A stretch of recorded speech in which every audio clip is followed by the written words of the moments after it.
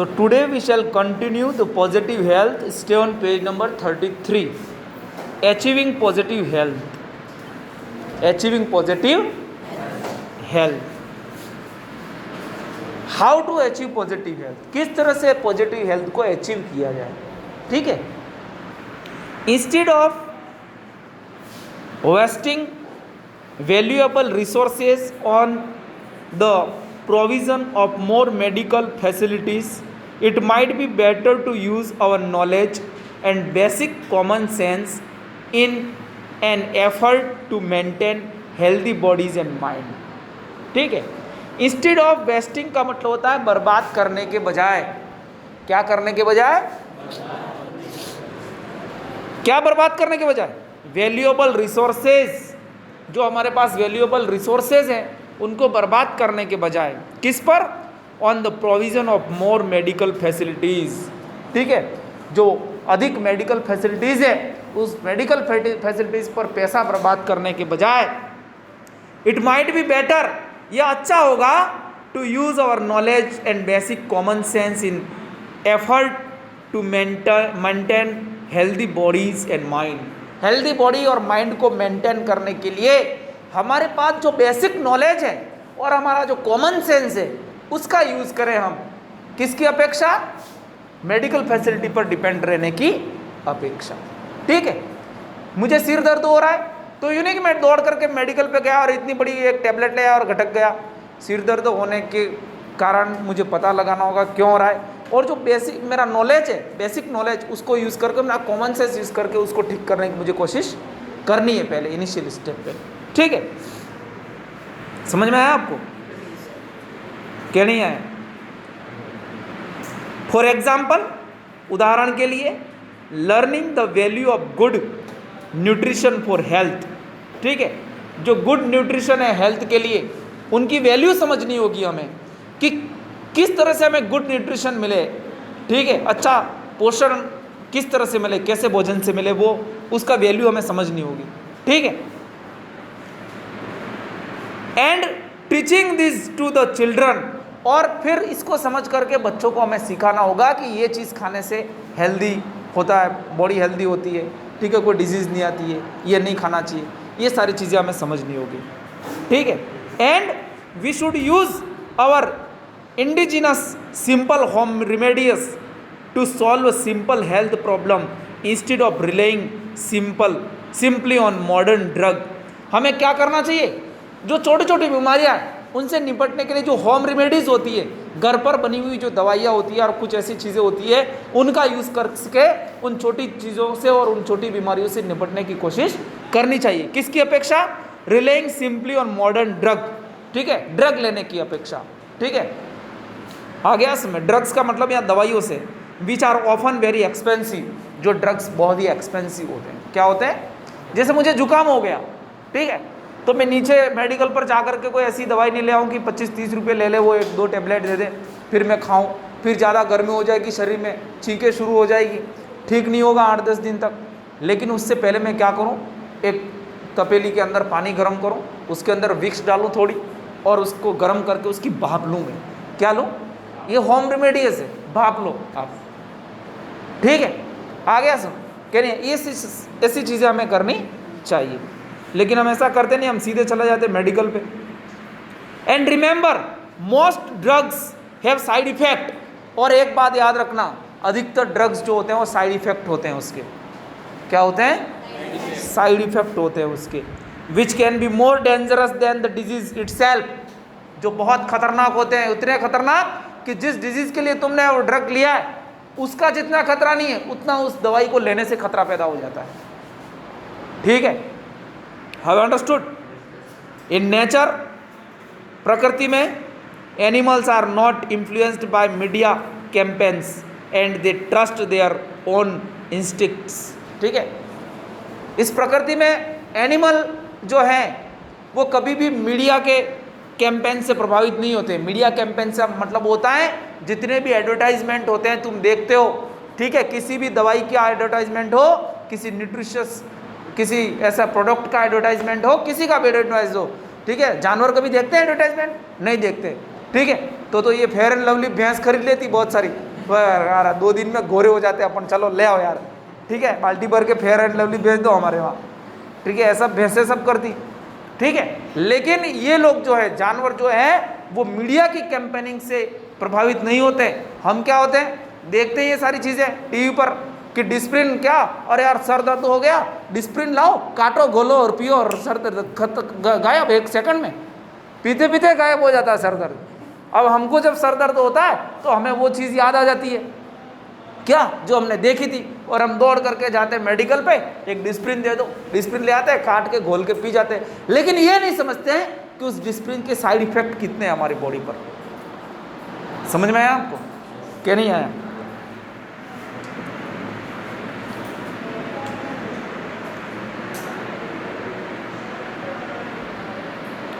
Nature has given each animal the power to monitor its own body and maintain normal health. प्रकृति ने हर प्राणी को ऐसा power दिया, ऐसी शक्ति दी है कि वो उसकी बॉडी के सिग्नल को समझे और उसको मेंटेन करने की उसके पास शक्ति है, ठीक है, समझ में आया? एज एन एग्जाम्पल, उदाहरण के लिए, salt is an essential element required by all animal, ठीक है, नमक ऐसा एलिमेंट है जो सारे एनिमल के लिए रिक्वायर्ड है, आवश्यक है, ठीक है। आया सुन, wild animals in the forest like rhinoceros, elephant और deer try to find a place where salt is present in the soil. जब उनको पता चल जाता है कि हमारे अंदर नमक की कमी हो रही है तो ऐसी जगह पर ढूंढते हैं, जगह जाते हैं जहाँ पर सोइल में साल्ट की मात्रा हो, ठीक है, मिट्टी क्या हो, खारी हो, ऐसी जगह पर जाते हैं वो, ठीक है। They regularly lick the soil to get the exact amount of salt their bodies need. उनकी बॉडी को जितने साल्ट की ज़रूरत है उस साल्ट को पूरा करने के लिए, उस आवश्यकता को पूरा करने के लिए उस सॉइल को लिक करते हैं, छांटते हैं सॉइल को, ठीक है। They monitor their body needs by instinct and eat no more than is required. जिस चीज़ की ज़रूरत होती है उनको पता चल जाती है कि हमारी बॉडी को ज़रूरत है, और जितनी ज़रूरत होती है उतनी ही वो खाते हैं, ठीक है।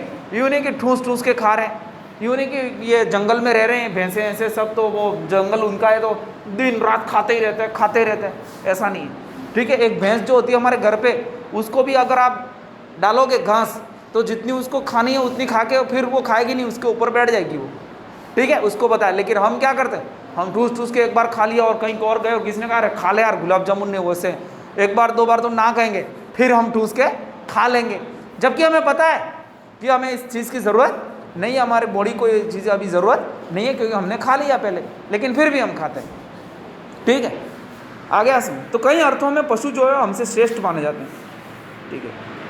They eat only the required amount of food and never suffer from obesity as we human often do. Obesity का होता है मोटापा, क्या होता है?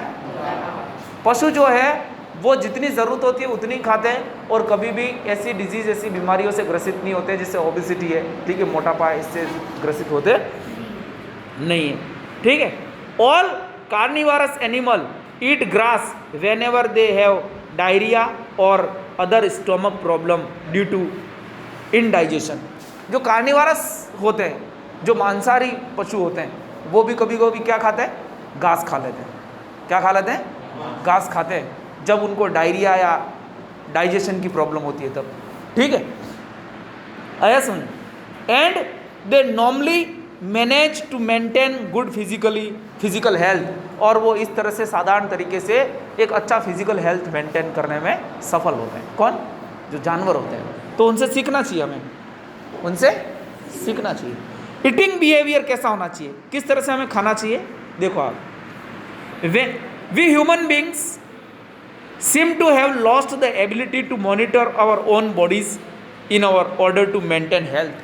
जो हम लोग हैं, इंसान हैं, हमें लगता है कि हमने बॉडी की मॉनिटरिंग करना, मतलब बॉडी के जो सिग्नल है उनको भांपना और उनको समझना की जो शक्तियाँ हमारे अंदर ख़त्म हो गई, ठीक है। हमें पता नहीं रहता है कि कब हमारी बॉडी को किस चीज़ की ज़रूरत है, ठीक है, और इस तरह से हेल्थ को मेंटेन नहीं कर पाते हम, ठीक है। We refuse to understand our own body signals and tend instead of follow the advice of doctor और द मीडिया। हमारी बॉडी जो सिग्नल दे रही है उसको हम मानते नहीं, उसको रिफ्यूज़ करते हैं। और हम किसको फॉलो करते हैं? डॉक्टर को या मीडिया को फॉलो करते हैं। ठीक है, हमें पता है हमारा शरीर क्या चाह रहा है, तो वो हम उसको नज़रअंदाज कर रहे हैं। लेकिन मुझे किसी डॉक्टर ने कुछ कह दिया तो उसको मैं फॉलो कर रहा हूँ, या किसी मीडिया पर कोई देख लिया मैंने तो उसको फॉलो कर रहा हूँ मैं। ठीक है, समझ में आया आपको कि नहीं आया? समटाइम्स, कभी कभी over jealous parents force infants and small children to eat because it is feeding time, not because they are hungry. कभी कभी क्या था, ओवर जेलियस पेरेंट्स होते हैं। ओवर जेलियस का मतलब होता है ऐसे पेरेंट्स जो दूसरों के बच्चों से जलते हैं। दूसरों से बच्चों से क्यों जलते हैं? क्योंकि उसका बच्चा थोड़ा सा हेल्दी होगा, या लंबा होगा, या स्कूल जाता हो गया होगा, तो उनको होता है कि यार मेरा ही बच्चा कब बड़ा हो जाए और कब मैं स्कूल भेजूँ यार, उसके बराबर कर दूँ यार। तो क्या करते हैं? ओवर ईटिंग, मतलब उसको ज़्यादा खिलाते हैं। और जैसे खाने का टाइम हो जाता है तो इतना लंबा डंडा लेकर के मम्मी बैठती है पास में, कटोरे में ऐसा इतना बड़ा वो करके, और ठूस ठूस के उसको खिलाती है। खा ले, अभी बाबा आएगा, अभी ये आएगा, ठीक है, अभी देख वो भूत आया, यूँ कर करके उसको खिलाती है। इसलिए नहीं खिलाती है कि वो भूखा हुआ है, क्योंकि भूखा होता तो वो खुद खा लेता, उसको डंडा लेने की ज़रूरत ही नहीं पड़ती। लेकिन खाने का टाइम हो गया इसलिए खिलाती है। और उसके मन में क्या है कि मेरा बच्चा जल्दी पड़ोस के बच्चे जैसा हट्टा कट्टा मोटा हो जाए, स्कूल जाता हो जाए। और इस चक्कर में उस बच्चे को क्या करती है? बीमार कर देती है। ठीक है, children may be fed more than their bodies demand और need because some book detect how much food a baby requires. अब आधुनिक मम्मियाँ जो मदर्स है वो क्या होती है, खुद को तो कोई पता रहता नहीं है, किताबें पढ़ पढ़ के बच्चे को कैसे वो करना कर दिए। हाँ यार, इस किताब में 6 महीने का बालक को 2 कटोरी दूध चाहिए, ठीक है, या 1 साल के बच्चे को 2 रोटियां चाहिए, ऐसे पढ़ पढ़ के उसको खिला रही है, पढ़ पढ़ के खिला रही है। उसमें समझ में आया नहीं है? खुद का नॉलेज यूज़ करती नहीं है। समझ में आया नहीं है? और जितनी और उतना खिला देती है जितना उसकी बॉडी को डिमांड होता है, जितना उसकी बॉडी को डिमांड होता है। ठीक है, इतना सा पेट है, 10 रोटियाँ कहाँ डालेगा वो बेचारा? हाँ, 10 रोटियाँ कहाँ डालेगा? ठीक है, या फिर उधर पड़ोस के बच्चे रोज़ वो बॉर्नविटा यूँ पी रहे, इतने बड़े बड़े 2-2 गिलास भर भर के, तो वो भी पिला दिया, अपने भी पियो सारा। ठीक है, समझ आए नहीं? देखो आप, ignoring important body signals until finally they signals become weak and fail to stimulate normally। ठीक है, अब क्या होता है, जो बॉडी सिग्नल होते हैं उनको इग्नोर करने लगते हैं वो, और they signal become weak and fail to stimulate normally. Normally stimulate होने में फेल हो जाते हैं वो सिग्नल बाद में, धीरे धीरे धीरे धीरे। ठीक है, मुझे कब खाना है, कब सोना है, कब पानी पीना है, ठीक है, कब भूख लग रही है, कब मुझे नहीं खाना है, ये सारी चीज़ें जो है ना मुझे फिर बाद में पता ही नहीं चलती है, क्योंकि शुरू से मैंने उसको क्या किया, अनदेखा किया। ठीक है, जब जिसके जो सिग्नल मुझे मिले उसको मैंने इग्नोर कर दिए, तो बाद में धीरे धीरे मुझे इन चीज़ों की भान नहीं रहती, इन चीज़ों का पता नहीं रहता। ठीक है, अंदर दे कोई, ठीक है।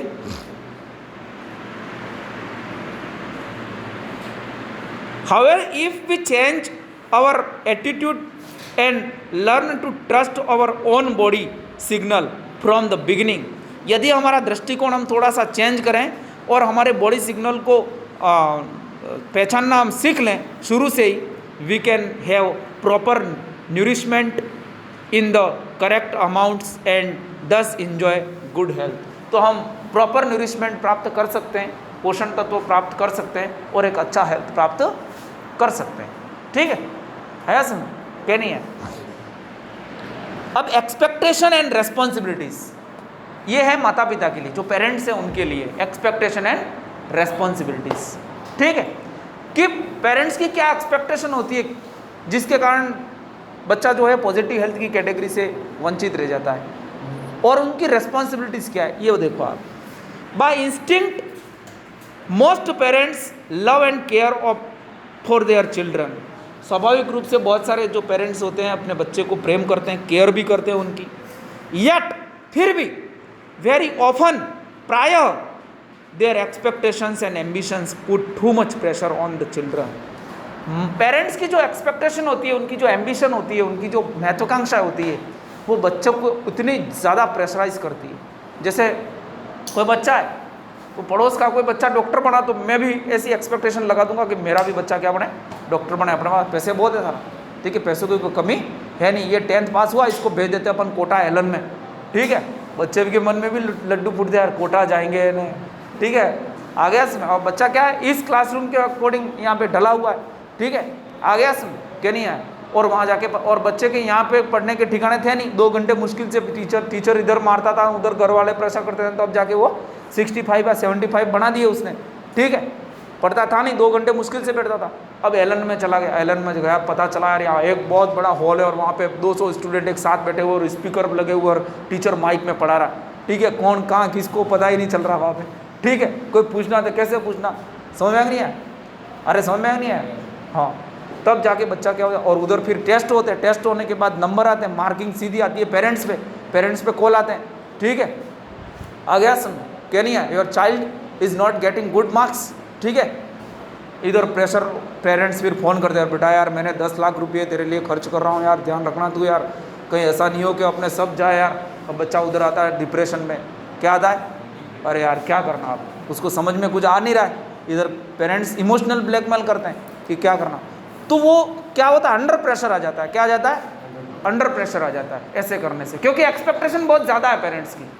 एक्सपेक्टेशन क्या है, बहुत ज़्यादा। जैसे 10th पास होता है तो बहुत सारे मेरे जैसे एडवाइज़र मिल जाते हैं, अरे बच्चे को उधर रख दो, तुम डॉक्टर बन के आएगा, उधर रख दो तुम इंजीनियर बन के आएगा, ठीक है। आ गया इसमें, कहीं उधर मशीन हो, इधर डाला उधर इंजीनियर बन के निकल गया ऐसे, ठीक है।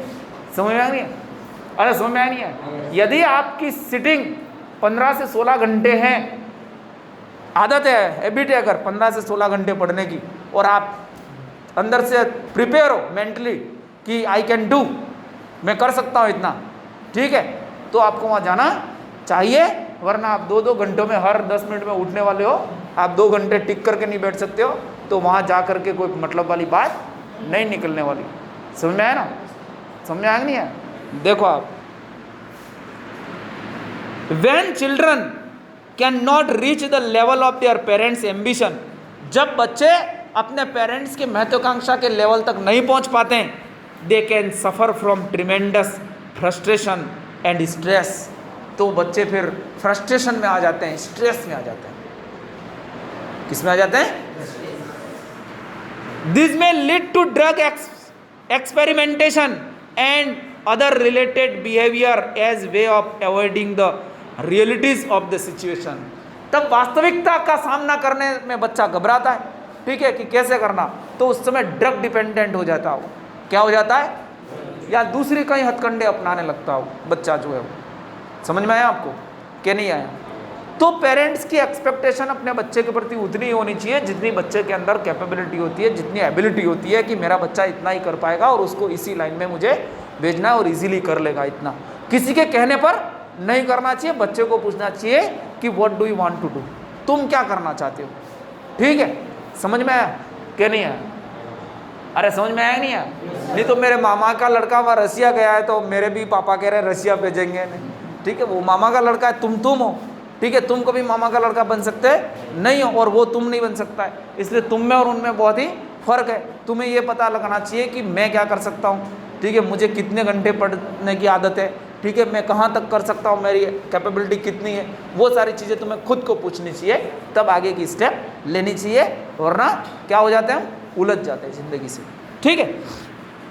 समझ में आया आपको। From the beginning, children should be allowed to develop in their own natural, happy way within the control of parental love, guidance and care and without too much pressure। बिना किसी ज़्यादा प्रेशर के बच्चे को शुरू से ही अपनी खुशी से रहने और उसकी खुशी के अकॉर्डिंग ढलने की अनुमति दी जानी चाहिए।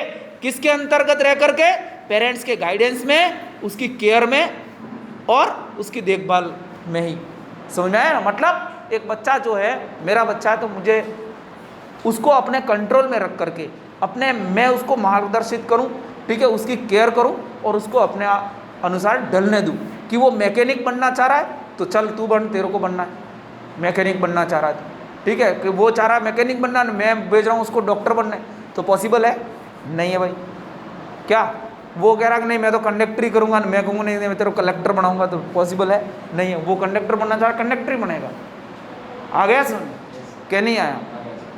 बात समझ आ रही कि नहीं आ रही? हम गाइड कर सकते हैं, प्रेशराइज नहीं कर सकते उसको।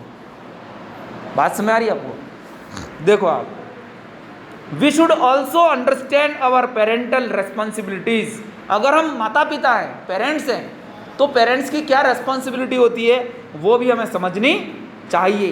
टू द वर्ल्ड एनवायरमेंट, इस पूरा दुनिया का जो एनवायरमेंट है उसके लिए हमें हमारा पेरेंटल रेस्पॉन्सिबिलिटी भी ध्यान में रखना चाहिए। रिमेंबर दैट, आपको याद रखना है कि the living space of this world is limited and we must have enough space for our future generation to live happily. इस दुनिया में जो लिविंग स्पेस है, जहाँ पर हम रह रहे हैं, वो बहुत कम है, और हमें ये पता रहना चाहिए कि हमारी आने वाली जो पीढ़ियाँ हैं वो खुशी से रह सके, इतनी ज़मीन उनके लिए छोड़ देनी चाहिए। ठीक है, अब छोड़ देनी चाहिए तो क्या करना चाहिए? देखो आप आगे, टू अचीव दैट एम, और इस उद्देश्य को पूरा करने के लिए we must practice family planning and limit the birth rate by having only 1 और 2 चिल्ड्रन पर कपल। ठीक है, हमें फैमिली प्लानिंग को अपनाना चाहिए। ठीक है, एक कपल के 1 या 2 बच्चे ही होने चाहिए। समझ आया नहीं है? समझ आया ना? यूँ ही कि आप यूँ ही लाइन लगा रहे हैं, ठीक है, खाने पीने के ठिकाने नहीं है, रहने के ठिकाने नहीं है। ठीक है, आ गया समझ क्या नहीं आया? इससे क्या है, जो हमारे आने वाली जनरेशन है, हम तो दुखी रहते ही हैं, हमारी आने वाली जनरेशन है उस पर भी बुरा इफेक्ट पड़ता है, जो कमिंग जनरेशन है, अपकमिंग जनरेशन।